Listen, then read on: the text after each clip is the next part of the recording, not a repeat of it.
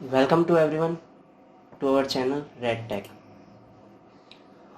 Okay, in last video we have learned X-ray production and basic needs of the X-ray production and image production by using radiation. So हमने पिछले video के अंदर हमने बात की थी एक्सरे प्रोडक्शन के बारे में और एक्सरे प्रोडक्शन के अंदर बेसिकली नीड किन किन की होती हैं, जैसे कि cathode, anode and high voltage supply x ray tube के अंदर अपन ने सब कुछ देखा था। और हमने बात की थी इमेज प्रोडक्शन के बारे में कि रेडिएशन का यूज़ करते हुए हम कैसे एक एनाटॉमिकल इमेज को बना रहे हैं, है ना। So today we discuss about what happens when people are expose to radiation and we talk about what are the 3 key element of radiation safety. सबसे पहले हम बात करने वाले हैं what's happen when people are expose to radiation. क्या होगा अगर जो भी पर्सन है या कोई भी पीपल है या कोई भी व्यक्ति है जो रेडिएशन से एक्सपोज हो जाएगा विदाउट किसी प्रोटेक्टर के या विदाउट लेड एप्रिन, विदाउट किसी सेफ्टी के, अगर वो एक्सपोज हो जाता है तो उस पेशेंट में क्या क्या चीज़ होगी जो उस रेडिएशन के कारण होगी, एक वो चीज़ हम उसके बारे में देखेंगे। और देन हम बात करेंगे कि कौन से 3 की एलिमेंट अपन यूज़ करके रेडिएशन से अपन बच सकते हैं या रेडिएशन से हम सेफ रह सकते हैं। Okay, so hi everyone, my name is Bharat. I am work at my YouTube Red Tag Bharat. Okay, so let's start our today's topic. Are you ready? Okay, so what happen when we are exposed to radiation? क्या होगा जब हम radiation से expose हो जाएंगे या हम radiation से इंटरेक्ट हो जाएंगे। ओके, सो हम सब जानते हैं radiation has been around us through to our evolution. Okay, so ये कहना चाहता है कि रेडिएशन हमारे चारों ओर हैं। इस विकास के क्रम में हमारे चारों ओर हमको रेडिएशन दिखती हैं, जैसे कि अपन देख सकते हैं जो मोबाइल टॉवर्स हो गए या जो नेचुरल हो गई सन रेज, यूवी रेज, बहुत सारी माइक्रोवेव्स, यूवी रेज बहुत सी हैं जो हम उन सारी रेडिएशन से हम घिरे हुए हैं। इस इवोल्यूशन के अंदर अगर विकास के क्रम के अंदर अपन देख रहे हैं तो हमारे चारों ओर रेडिएशन ही रेडिएशन है। So our bodies are design to deal with low level, है ना। तो हमारी बॉडी इन लो लेवल की रेडिएशन से डील करने के लिए एक इवोल्यूशन विकास के क्रम में उस तरीके से हमारी बॉडी डिजाइन हो चुकी है, वो एक लो लेवल की रेडिएशन से डील कर सकते हैं, जैसे यूवी रेज, माइक्रोवेव्स, है ना, तो सन रेज, इन सब से हमारी बॉडी जो है उनसे डील कर सकती है। Okay, so we are expose to every day. तो जो ये नॉर्मल जो लो लेवल की रेडिएशन है उससे हम डेली के हम उस रेडिएशन के इंटरेक्ट आते हैं, रेडिएशन के संपर्क में आते हैं। सो इस पूरे का एक ही सार निकलता है कि विकास के क्रम में हमने हमारी बॉडी को इस तरीके से डिजाइन हो गई है कि वो हमारी बॉडी लो लेवल की जो भी रेडिएशन है उससे डील कर सकती है।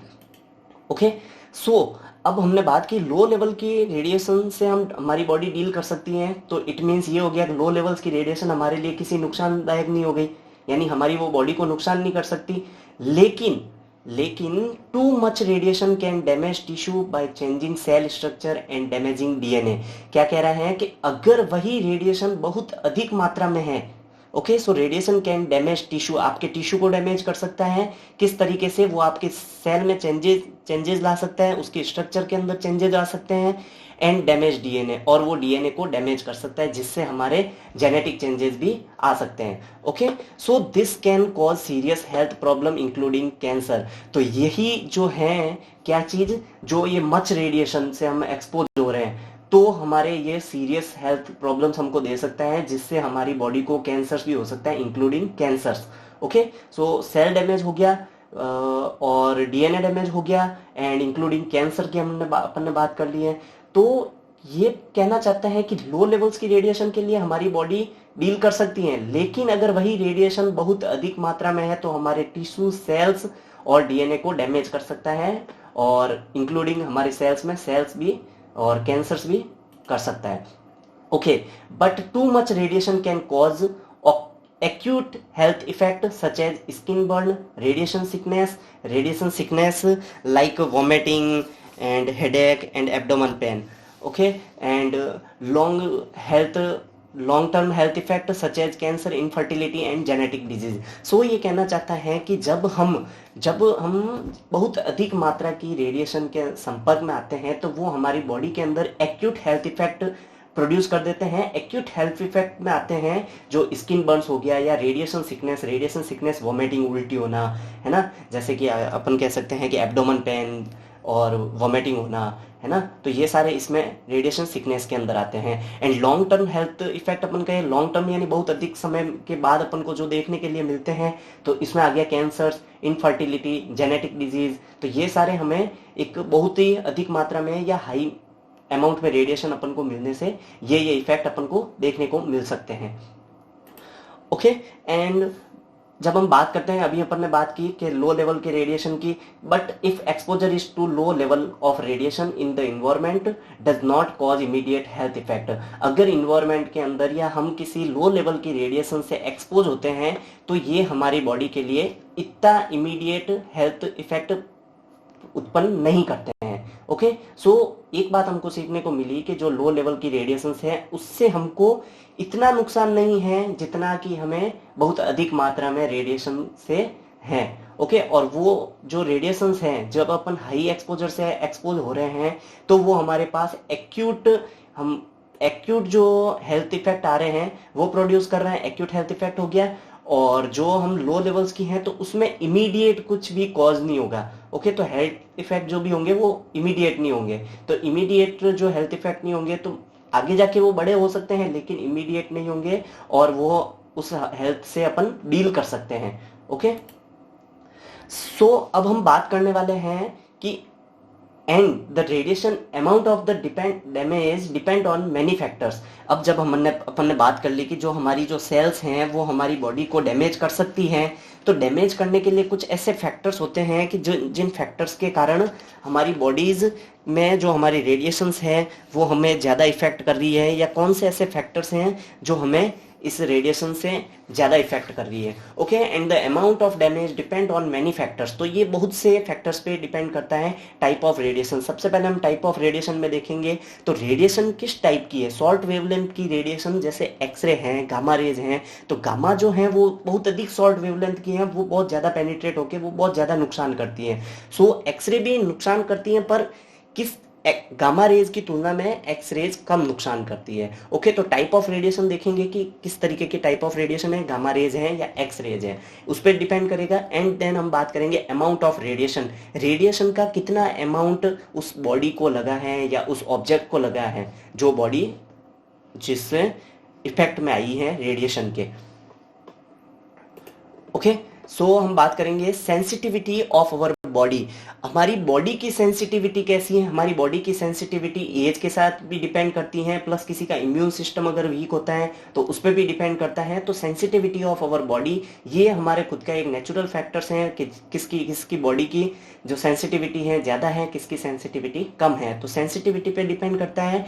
एंड एक और उस चीज पे डिपेंड करता है कि which body part are expose to radiation.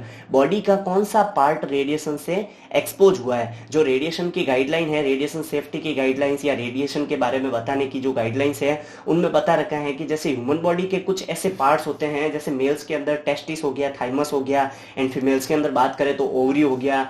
ये कुछ ऐसे पार्ट्स हैं जो रेडिएशन के इफेक्ट में उनपे बहुत अधिक पड़ता है then other body parts. Okay, तो which body part are expose to, कौन सा पार्ट रेडिएशन से एक्सपोज हो रहा है उस पर डिपेंड करता है। ओके, सो अब हम जान चुके हैं कि सारा रेडिएशन से किस प्रकार हम रेडिएशन से हमने डील की है, किस तरह की जो रेडिएशन है हमारे लिए डैमेज हार्मफुल है और उसके किस प्रकार के इफेक्ट हो सकते हैं। एक्यूट इफेक्ट अपन ने देख लिए, लो लेवल वाले इफेक्ट देख लिए जो बहुत इमीडिएट नहीं होते जो। और अब हम बात करते हैं रेडिएशन सेफ्टी के बारे में। तो सेफ्टी के लिए ऐसे कौन से की एलिमेंट हैं जिनसे हम देख सकते हैं कि हम रेडिएशन से डील कर सकते हैं, उन व्यवस्था को ध्यान में रखते हुए। Okay, so what are the 3 key element of radiation safety. तो जैसे ही हम रेडिएशन सेफ्टी की बात करते हैं तो फर्स्ट ये 3 नेम आते हैं, time, distance and shielding. Okay, TDS, time, distance, shielding. Okay, तो सबसे पहले हम बात करेंगे टाइम के बारे में कि टाइम का क्या इफेक्ट हमारे साथ हो सकता है, कि हम रेडिएशन से टाइम को किस तरीके से मैनेज करके हम रेडिएशन की सेफ्टी हो सकती है, और किस तरीके से हम डिस्टेंस मेंटेन करके हम उससे बच सकते हैं, या कैसे हम शील्डिंग करके हम उससे बच सकते हैं। हम देख सकते हैं कि जैसे आज की टाइम में अगर हम देखें तो जैसे कि कोरोना काल चल रहा है, तो कोरोना के अंदर भी जब हम देख रहे थे कि डिस्टेंस हम मेंटेन रख रहे थे, तो डिस्टेंस मेंटेन जब रख रहे थे कि 2 गज दूरी, मास्क है जरूरी, उसी प्रकार जैसे जिस तरीके से आप रेडिएशन से डिस्टेंस रखोगे, रेडिएशन सोर्स से डिस्टेंस रखोगे, तो उस तरीके से ये वर्क करेगी। और शील्डिंग, शील्डिंग की हम बात कर सकते हैं एक प्रोटेक्ट करने के लिए, जैसे कि कोरोना वैक्सीन के अभी हमारे पास एक शील्डिंग के रूप में है कि कोविड के अंदर जो हमारे शील्ड का काम कर रही है, कौन कर रही है, कोविशील्ड वगैरह हो गई या कोरोनिल जो वैक्सीन वगैरह आ गए हैं, वो एक शील्डिंग का वर्क कर रहे हैं। तो ये एक टाइम के साथ आ गया। तो टाइम का क्या इफेक्ट है, डिस्टेंस का क्या इफेक्ट है, शील्डिंग का इफेक्ट क्या है, रेडिएशन और पेशेंट के बीच में अपन बात करेंगे। अभी हमने एक थोड़ा सा इसको इमेजिन करने के लिए बताया कि कोरोना से हम कैसे डिस्टेंस रख के बच रहे थे, या शील्डिंग को कैसे वैक्सीन का यूज लेके हम बच रहे थे, किस तरीके से हमने वो उस टाइम में हमने किस तरीके से टाइम को मैनेज किया, ये सारा हम देखेंगे। ओके, तो चलिए शुरू करते हैं। हम सबसे पहले फर्स्ट की एलिमेंट हम देखते हैं रेडिएशन सेफ्टी का, जो है time. The radiation dose is directly proportional to the time spend in the radiation field. Okay, so time के बारे में जब अपन बात करते हैं तो यह टाइम जो है वो डायरेक्टली प्रोपोर्शनल है किसके, जब स्पेंड टाइम के, जितना आप टाइम उस रेडिएशन फील्ड के अंदर स्पेंड करोगे उतनी ही आपको रेडिएशन की डोज ज्यादा लगेगी। तो यानी कि ये डायरेक्टली प्रोपोर्शनल कह रहा है, तो जितना कम से कम हो सके उस रेडिएशन फील्ड जो है तो उससे अपन दूरी बना के रखें, या उससे उस डिपार्टमेंट में या उस फील्ड के अंदर कम से कम वर्क करें, या जब अपने जो जरूरत है उसी समय हम ये वर्क करें। ओके, तो radiation dose is directly proportional to the time spend in the radiation field. तो रेडिएशन फील्ड के अंदर टाइम स्पेंड करने के डायरेक्टली प्रोपोर्शनल है रेडिएशन डोज। तो जितना कम आप रेडिएशन फील्ड के अंदर टाइम स्पेंड करोगे उतना ही कम आपको रेडिएशन डोज लगने के चांस है, या रेडिएशन डोज मिलने के चांस है। ओके, देन हम बात करते हैं सेकंड की ऑफ एलिमेंट रेडिएशन सेफ्टी के बारे में, तो वो है डिस्टेंस।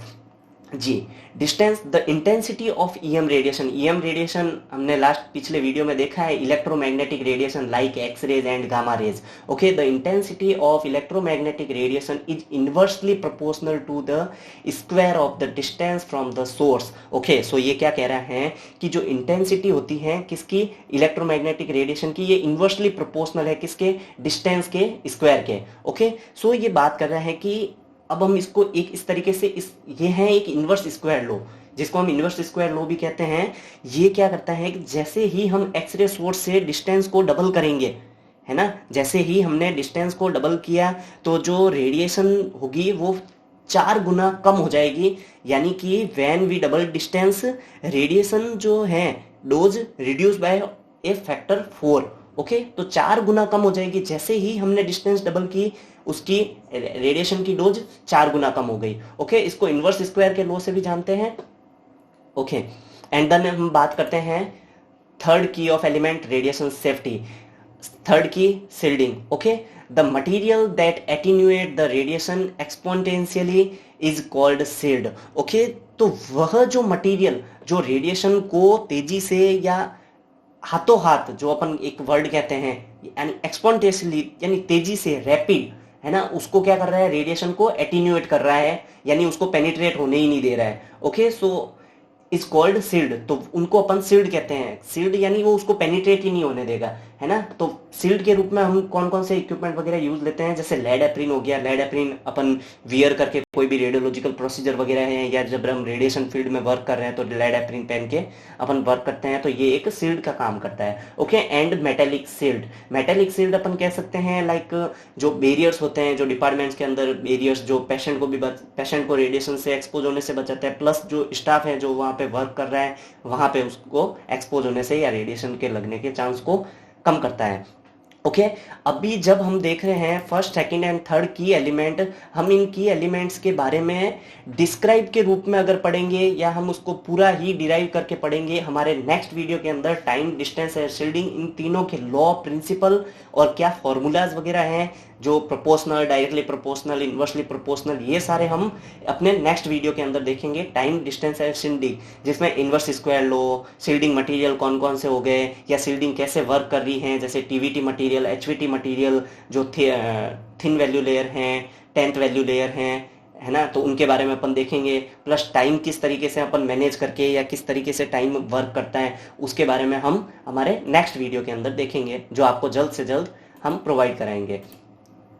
ओके, सो आज के इस टॉपिक में हमने क्या क्या सीख लिया। Today we have learn the following topics. What happen when we expose to radiation, हम जान चुके हैं कि क्या होगा जब हम रेडिएशन से एक्सपोज होंगे। अगर लो लेवल की रेडिएशन है यानी कि यूवी रेज हो गई, तो उनसे हमारी बॉडी डील कर सकती है, लेकिन ज़्यादा मात्रा में नहीं। ओके, लेकिन अगर वही रेडिएशन या जो गामा रेडिएशन, एक्स रेडिएशन वगैरह हैं, तो उसके फील्ड में हम ज़्यादा आ रहे हैं, तो क्या होगा कि वो रेडिएशन हमारी बॉडी को हार्मफुल इफेक्ट करेंगे। ओके, एंड देन हमने बाद में बात की है की एलिमेंट्स ऑफ रेडिएशन सेफ्टी, तो उनके बारे में हमने देख लिया। टाइम, डिस्टेंस और शील्डिंग, तो तीनों ही किस तरीके से वर्क करते हैं और कैसे इन फॉर्मूलाज को अपन यूज लेके हम रेडिएशन से बच सकते हैं। Okay, if you have any question, please ask in comment section.